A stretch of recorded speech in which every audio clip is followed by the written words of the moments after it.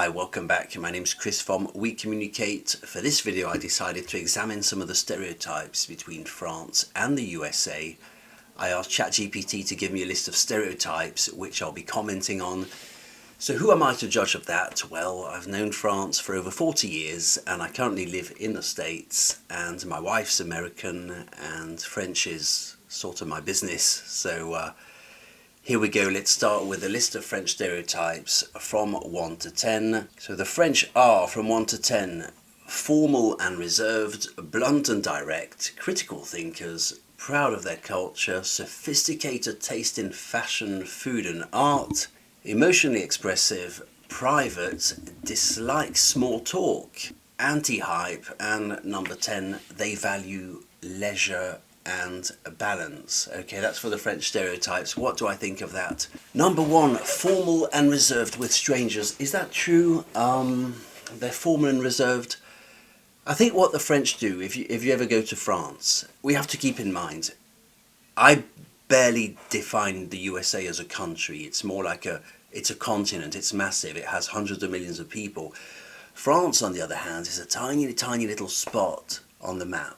And that makes a big, big, big difference. To anyone who's not been to the USA, it's very, very easy to fit in. Because all you ever need to do really is, well, you have to know about the 4th of July, you have to know about Thanksgiving, you have to understand what they're doing at Halloween. And that's it. It's not very hard to fit into in the States.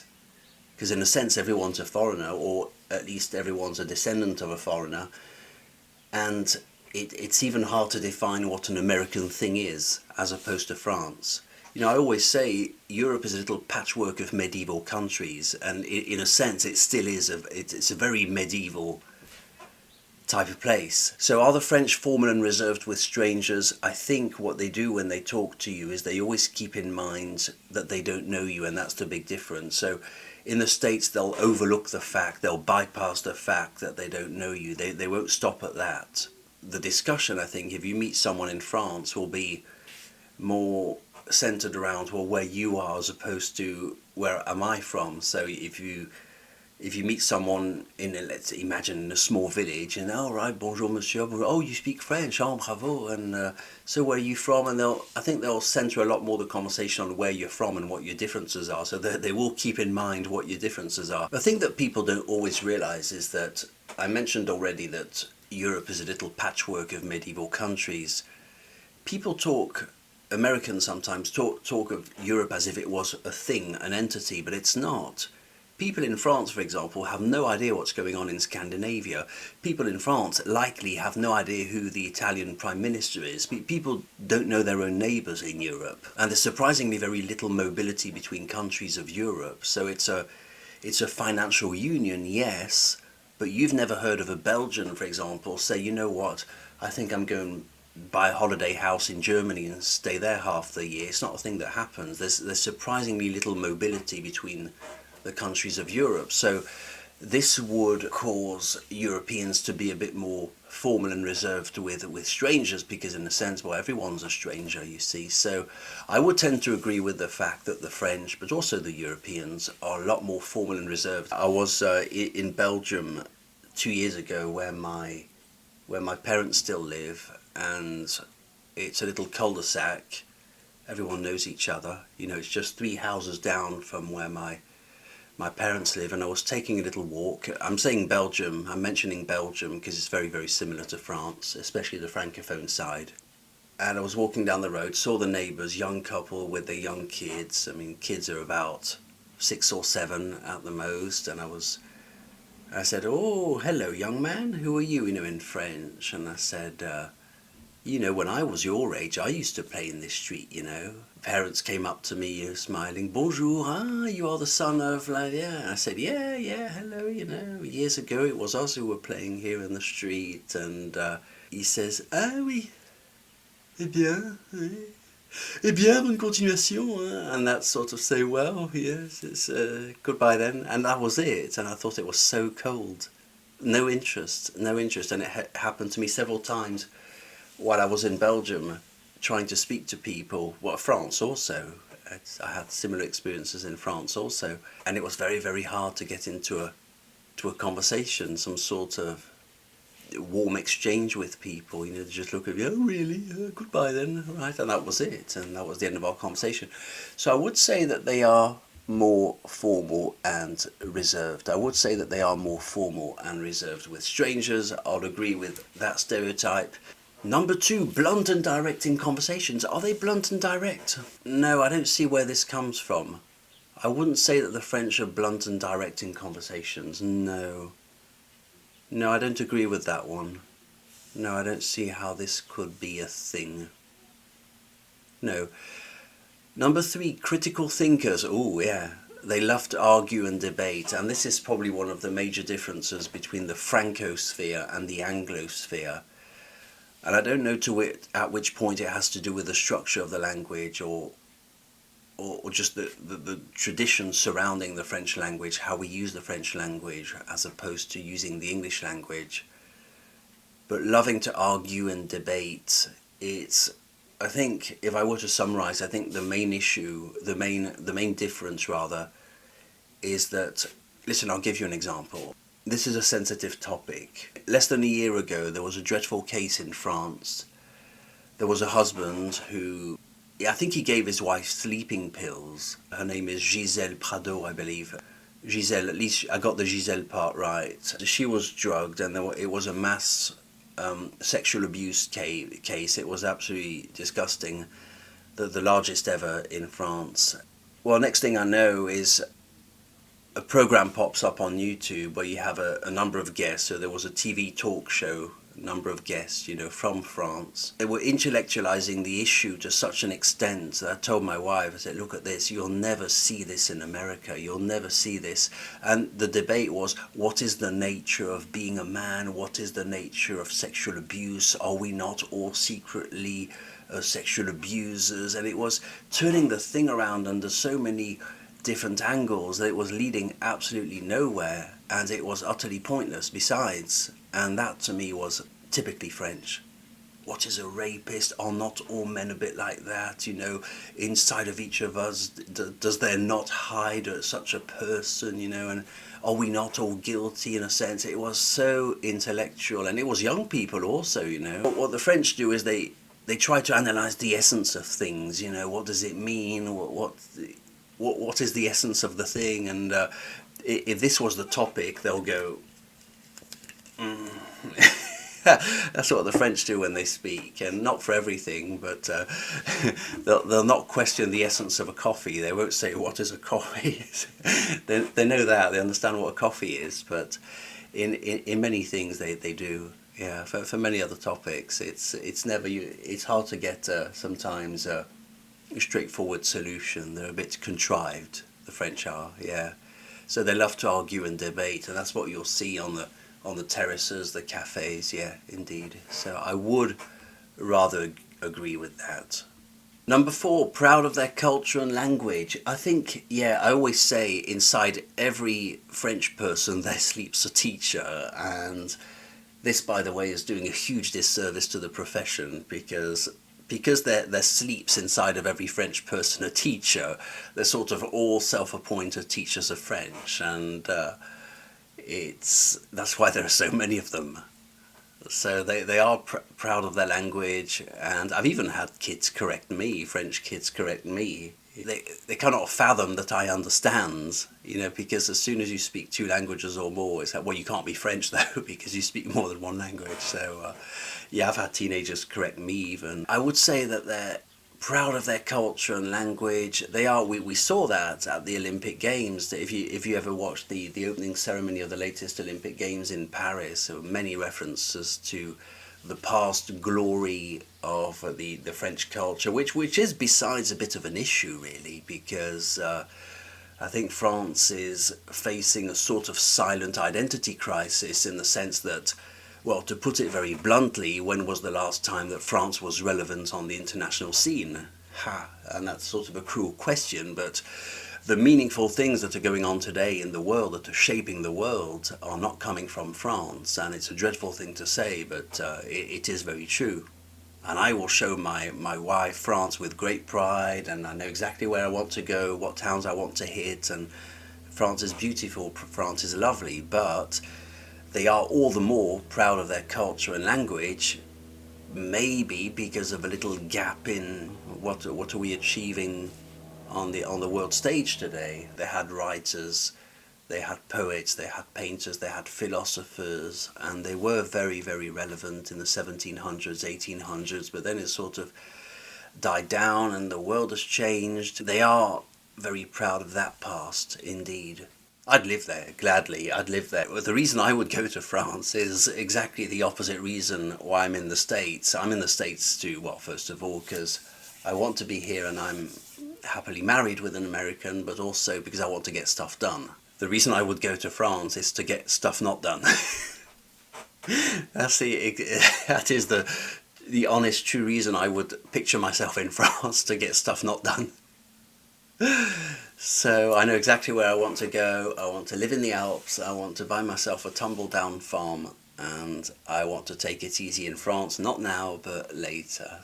That's probably the difference between France and the US, as I see it. Yes, so number 4, they are proud of their culture and language. Yes, certainly the language, yes, and their culture. I would agree with that, and I'll add a word on the culture. First of all, there's the word patrimoine, le patrimoine, right? And this is, it's the legacy, the cultural legacy. It includes food, music, anything that was made in France.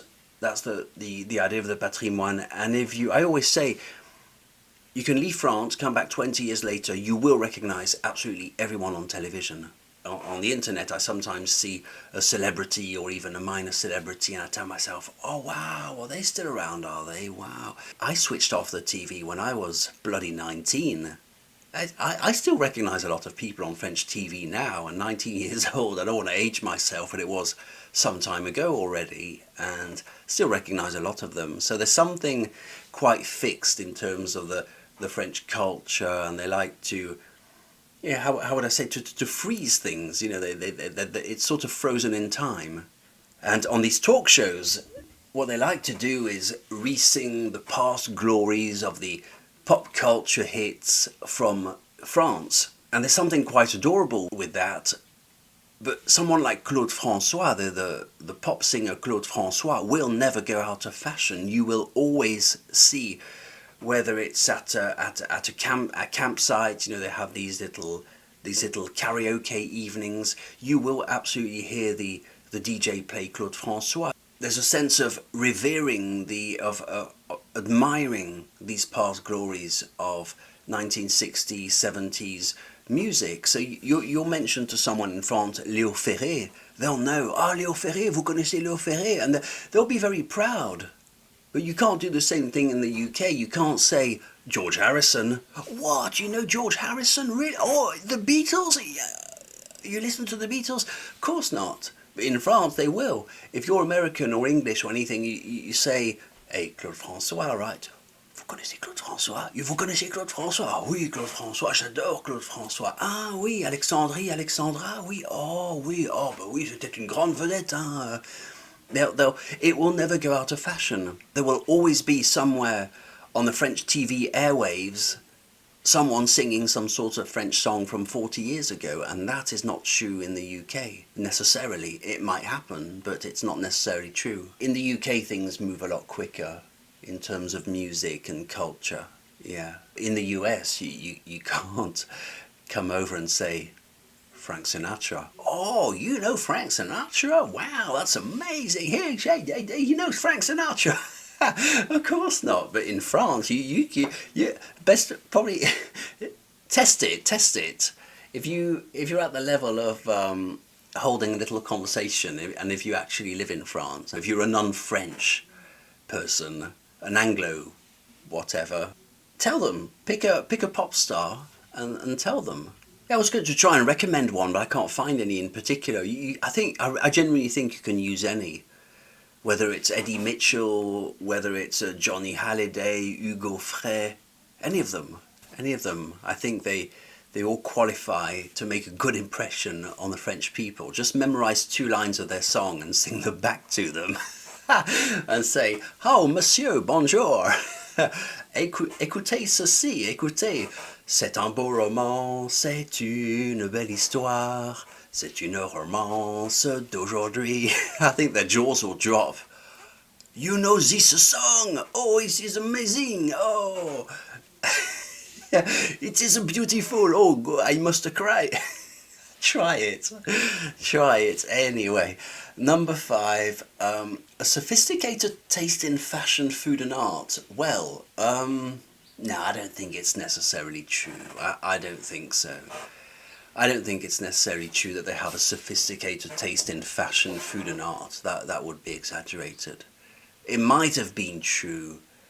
I've definitely seen on French TV a sort of dumbing down compared to what it used to be in the 1980s. I've seen a dumbing down of the overall level. So this probably has to do with more with a general movement. You know, it's just the world we live in, you might say. So I don't think they have a sophisticated taste in fashion, food and art. I wouldn't say that this is true. No. Maybe food, yes. I mean, it depends what you compare it to. Obviously, a French person being served a meal in the States, it's no dig on America, but they'll look at the plate and they say, "Are you joking? You want me to eat this?" Why? Because it's not because the food isn't tasty, but it's like a molehill of food. It's absolutely horrific. I told my wife, I said, "Listen, there are many qualities to the USA. I love the USA for many, many reasons. But I am never going ever again to an American restaurant. I don't want it. I don't want this experience because the waiter's always buzzing around your table, because they want tips, because it's not nice, but also because the amount of food. It's a molehill of food." We went to a Mexican restaurant. I forget what we were eating, but I ate literally 2 items off my plate, and that's it. I had eaten, and you look at it, and you've barely touched 98% of it. I ate 2 items that I was good. I've eaten. And then of course you ask for your doggy bags, and so you go to the restaurant and you walk out with your food. Oh no. It's a funny thing in the States because obviously there are supermarkets, obviously there is food, but it's not the same. I'm not sure it's because it doesn't taste the same, or it doesn't look the same, or we're just less inspired to buy it for whatever reason, but I think the cheese doesn't taste of anything. In the States, it doesn't matter what colour cheese you buy, whether it's orange, white, or they have this way of blending white and orange cheese. It looks like a sort of like a Dalmatian. It's very odd. I don't know how they do it. They mix 2 cheeses together. So whether you buy, I don't know, Emmental or spicy cheddar or whatever they call it, it's all the same really. You would do a blindfold test, you would have no idea what you're eating. I can't find leeks in the States. It's a funny thing, you know, but I can't find leeks. I always go to Walmart to buy my tinned food, but that's also a very big thing in the States. You buy tinned food, which I can't. What would I buy if I were to buy tinned food in Europe? Tuna? I don't know. But in the States, everything's in tins. If you eat a tomato in Europe, you'll taste a tomato. It tastes more like a tomato. And maybe it's just I'm less inspired to eat vegetables because it just doesn't, I don't know, the flavour isn't there. It's probably also why the Americans are so keen on hot sauce to give flavour to their food. I think it's a valid theory, adding hot sauce on everything, because otherwise it's a bit bland. Okay, so sophisticated taste in fashion, food and art, I would say no. Number 6, emotionally expressive but poetic in an intellectual way. Are they emotionally expressive in a poetic and intellectual way? I would say no. I don't see where they would. No. I think it's the general way of speaking is more, you might call it intellectual, but that may have to do more with the nature of the language compared to the structure, the build of the English language. So I wouldn't say they're more emotionally expressive. I actually made a video on that in which I found out that there were more words and more ways to express love in English than in French. In actual fact, the French language is surprisingly limited to speak about the topic of love compared to English. It's true, you know. So check out that video. It's somewhere on my channel. Okay, number 7, private. Friendships take time to build. I would agree with that, compared to America, certainly. and in lesser measure the UK. I would say that the French are more private. Yeah, the reason is it has to have substance. You're looking for a certain substance. You want to be on the same wavelength. You want to agree probably more in terms of values, of the intellectualism of your understanding of the world. You know, it's you want to have meaningful discussions on whatever level, however you define a meaningful conversation. But I think it's fair to say that French people, on average, want to find that in their friends. And also, I wonder if it's easier to make friends in the States because it's a much larger country, and so if you meet someone you only half like, or you find them likable or cool, well, you'll probably make friends a lot quicker with them because there's a much higher chance that you'll never see them again. You don't have the luxury of bumping into them a second time because the place is so massive. So I think you exchange phone numbers a lot quicker in the States because you maybe subconsciously know that once they've disappeared, that's it, they're out of your life. So anyone you half like, you exchange business cards as it used to be, or you exchange phone numbers and you've made a new friends because it's a massive place. And in France, I think maybe there's more chances of seeing the same person twice, or, you know, if you imagine you go to your local cafe, you go to your local restaurant, or wherever people hang out in the park, or you meet someone you know. Yeah, you meet someone you like on a bench in a public place. Well, there are chances that this person comes back there regularly, and so you meet them again, or maybe you'll wave at them one day, and from one thing to the next, you become friendly with them. But in the States, you see a person once, you will never see them again because yeah, it's just so big. So yeah, friendships take time to build. Maybe also for two reasons, maybe because they have the luxury to do so, and because they want to find something meaningful in the friendship, yeah. And maybe also because of social class, because I made one or two videos on this, but the notion of social class is a very intricate thing in Europe, which a lot of Americans don't measure. A French person who speaks to you will sense which social class you're from, especially coming from the US, where it's a completely different system of social classes. Anyway, so let's get on with this. Number 8, let's move on. Dislike small talk and prefer deep discussions. Now, what do I think of small talk? Now, it is true that small talk in the US, in the Anglosphere, is a thing, and it's an art in itself. My American wife can't small talk in the UK. I can do it because I know the codes, I know how it works. To small talk with people in a tiny little village in the UK, I can go to the UK and small talk with people. Not with everyone. I'm not a mate. I can't go to a local pub and have a small talk with people at pub. I can't do that. I'll admit that. I can't talk football to save my life. I don't know the latest football scores, but to an extent I can. Knowing how to small talk in the US, I think, is also an art form in itself. It's not always that easy to be able to small talk with people, but it's probably a lot more part of the culture. We like a little light chit chat, and it's true that in France it's harder to chit chat, and that was my example with talking to the young couple in my parents' street where they live, and saying, oh, I used to play here, and oh yeah, really, right, it was okay, well, goodbye then, and that was it. It's a lot harder, yeah. I don't know if the discussion necessarily has to be deep. Yeah, light talks and small talk and chit chat, it would be harder with someone you've never met, yeah.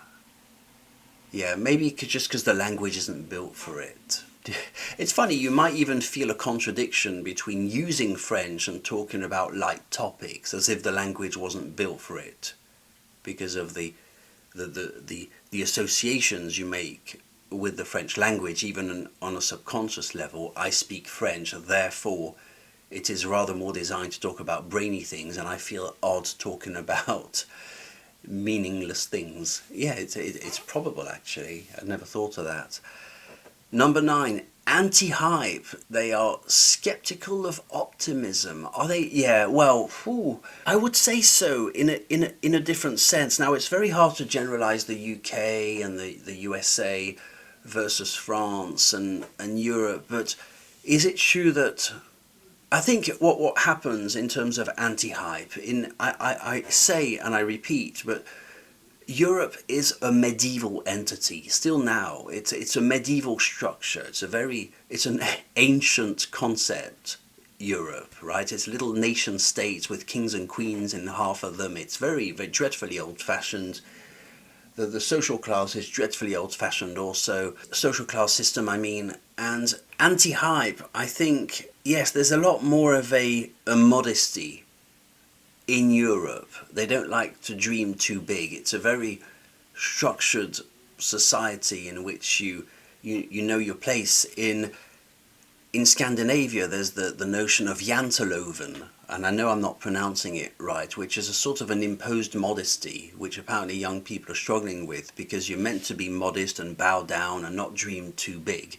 And besides, in Europe, there's not really the room to dream big, contrary to the States. But then again, some Americans will say the American dream is dead. I don't agree with that, but they'll say, so they are, yeah, anti-hype. I would say skeptical of optimism. I think, I've had experience working for French companies, and I have to say it never went well, for reasons that I perceive as being as follows. I'm too optimistic. I've worked for several language schools, French language schools, based in France and even based in the States, and it never worked well because I saw potential. I wanted to put it in fourth gear. I thought, wow, so you're based in Paris, you're doing this, okay, you have these customers, let's build an app. Let's get this section of the market, let's do this and that and that. And I do work for a French school who are based in America. I'll tell you what happened. I was overly optimistic for them, and the one who's in charge of that school, I don't know what his official title is because it's very hands-off. I don't know what is he? I don't know what he does, but his name is Olivier. I started work for them, I think it was in September. By January, they were so hands-off that I was starting to get a bit uncomfortable because I never spoke to them. I was teaching their kids. I had no guidelines, no structure, no nothing, and I thought, this is getting weird. Do they not like me?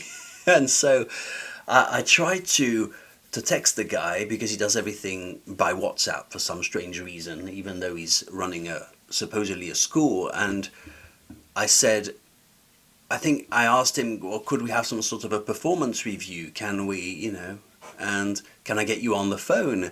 And he just sent me two hands that were praying like that. I showed my wife and I said, what does that mean? I'm asking to get him on the phone and no answers. This went from bad to worse because then, a month later, I had not spoken to the guy. You have to imagine, you do work for a French school. I've not spoken to, I'm not saying this is a generalized behavior, but in this one it is. And I think they're very cautious of dynamic and ambitious people and positive thinking people because I think it's annoying to them. I think it challenges them, it shakes them up in a way they don't want to be shaken up, and they want to do their thing their own way, and say it's à la française. They want to be the biggest French school online, but it's à la française. They say they want to be bilingual, and I remember now in January, the reason for calling was, I said, I wanted to say, I went on the website of this French school and I said, they're trying to branch into England. They're trying to make a move into England. They're trying to take over that market. Now, I'm on the east coast of the US. And I said, I formulated politely and I said, I would just like it known, I would like you to know that I'm a QTS teacher for the UK. I have the qualified teacher status for the UK. I can go into any UK high school, secondary school and teach there. I would like you to know that. The performance review thing was just an upgrade of my competences to make sure that they knew exactly what my competences were. I'm 5 hours behind from the UK. I'm on the East Coast of America, and I can also teach California. I'm very well placed, and they were trying to be bilingual. I don't think, and forgive me if I toot my own horn, I don't think that even in the US, in the whole of the US, there are many people who match my bilingual skills. And if there are, please tell me. But I have this asset. I was born a bilingual. I went to university. I have the qualifications, teach French, English, There are not many people who do that, who have this understanding of both cultures, but also the language, and who are also interested in it. There might be people who are bilingual in French and English, but don't teach the language, not particularly interested, haven't dedicated the years to studying this, to turn it into a skill. I have. And I was trying to get all these skills known to these French school owners, and they didn't want to know. And it was bilingual, but on their terms. It was bilinguisme à la française, which means essentially, well, it's the French meaning of being bilingual, which I don't know what that means. But they didn't want to know. They didn't want. So I phoned the officers and spoke to a lady called Valérie, and I said, I just want to update my skills. And my question was, well, how does one brandish their flag and say, put me on the team, get me off the bench, how does one get noticed in your school? And the answer was very contrived, and it didn't seem really possible. They want you to, and this is probably why I mentioned the actors, but they want you to know your place, be modest, and it's like the Yanteloven thing, know your place. I'm going to make a video on this one day, because you would very, very easily, as an Anglophone, UK, America, I don't know much about Australia, unfortunately, or New Zealand, but that's why I keep mentioning these two countries.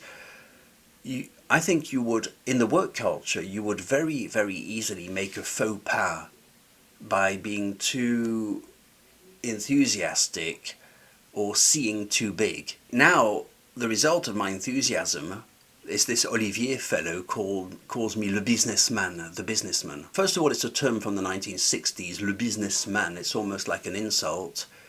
I'm not money focused. I'm not, with my cigar, like counting my dollar bills. It's not that. I just want to get stuff done. I just want to see big. I just want to offer better service, better ideas. Let's get this thing going. Let's push the possibilities. They do not like that in France. And I've worked for 3 or 4 different French schools. It was always the same thing. And I'm not saying that in every French business it's the same thing, but I wouldn't be surprised if it was the same thing. I wouldn't be surprised at all. So they're skeptical of optimism. I would say that it's true in a large measure. I think it's true. I would say so. In Europe, it's all right to have a moan. You can moan with people. It's all right. In America, they don't like it. Even critical thinking is perceived as a criticism, but there's a difference. Analyzing something critically is not the same as criticizing. So it's not the same as saying, oh, this is shit, oh, this is no, that's stupid criticism, right? You're criticizing, you're finding faults in something. A critical analysis is something different, but there's often a confusion in the States, right? And that's a subject for another video, because it's very, very complex. Also, the way of debating, the way of finding the truth, the way of finding the meaning, what's wrong, what's right, and the way they do it in the States is very, very different. It's a lot more polarized, one against the other, to summarize my idea, than it is in France, or just Europe for that matter. So I feel I ought to finish my story about this French school I do work for. After I phoned Valerie, a month went by, no news, and then I phoned the lady who was in charge. I think I sent her an email. She was the general manager of the thing. There's only 3 people running the school. There's Olivier, I don't know what he does. He just likes to send out WhatsApp messages. There's Valerie, she's more the office side of the financial side of things. And then there's the manager, the lady who's in charge of the thing. And I said, same question, I wanted a performance review, and I asked the question, the very reasonable question, what can I expect? Because it was the month of March, right? September's on the horizon. What are we doing? What role do you see me playing in your French school? Where are we going with this thing? That's what I wanted to know. you know what happened? They cut my hours. Yeah, they thought, well, he's annoying, that one, you know. So they yeah, took a class away from me, and they told me this BS story about how, I forget what the reason was. It's very, very hard to get ideas through. But then again, you know, I have a very good friend of mine who's in Canada and tells me it's the same thing over there. So it might be a worldwide phenomenon, whereby if you work for someone, well, don't see too big, just do what they pay you to do and don't try to suggest things because they don't like it. So anti-hype, I would definitely say yes. And number 10, they value leisure and balance. Obviously they do, yes. Long meals, long vacations. Well, yeah, you can't disagree with that. I mean, the reason I want to go to France is to get stuff not done. That's why I want to go. So I'll be doing that one day. So yes, yeah, leisure and balance, of course, obviously. Leisure and work balance is very, very important in France. So that's my take on these 10 stereotypes. I hope I've offended no one. I'll do a second part of this video in which I list the stereotypes of the American people as I perceive them. Thank you very much for watching. Don't hesitate to comment, and sorry if I offended anyone. It's meant in good fun, and it's only my opinion after all. Thank you very much for watching. I'm Chris from We Communicate. See you soon.